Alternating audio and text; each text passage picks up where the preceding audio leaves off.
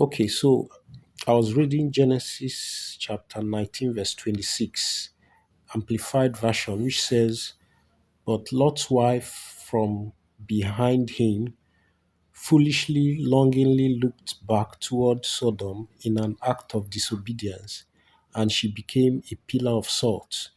Okay, we all know this story, and right from childhood, many of us know this story, and our thought is that as Lot's wife looked back, immediately she became a pillar of salt. That is, her body was transformed into salt. But that's not the case. Okay? So let's look at this interpretation of this verse.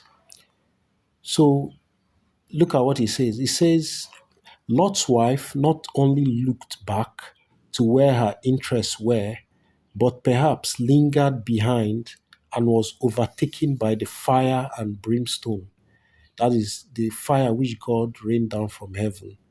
So her dead body likely became continually encrusted with salt since this disaster occurred in the salt rich area around the Dead Sea. Okay, so what this place means is that Lot's wife, she was reluctant, she was longing to go back, so she was behind. Remember, the angels told them to flee, okay? So she was behind and was overtaken by the raining sulfur, fire, and brimstone, which was rained from heaven by God, okay? So what does this means is that the fire consumed her while in an upright position. Probably she became like a statue.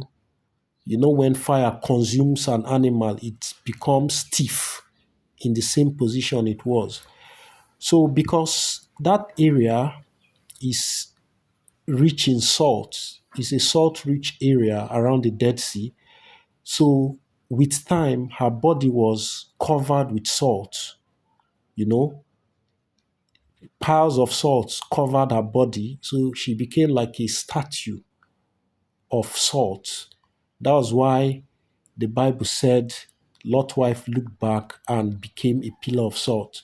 So sometimes the Bible does not go into details of uh, what actually, you know, happened. So it's left for us to dig deeper. The Holy Spirit has given a lot of people inspiration to tell the full story of the Bible. So I believe this is what happened. What do you think? Let me hear your own opinion in the comments. Thank you.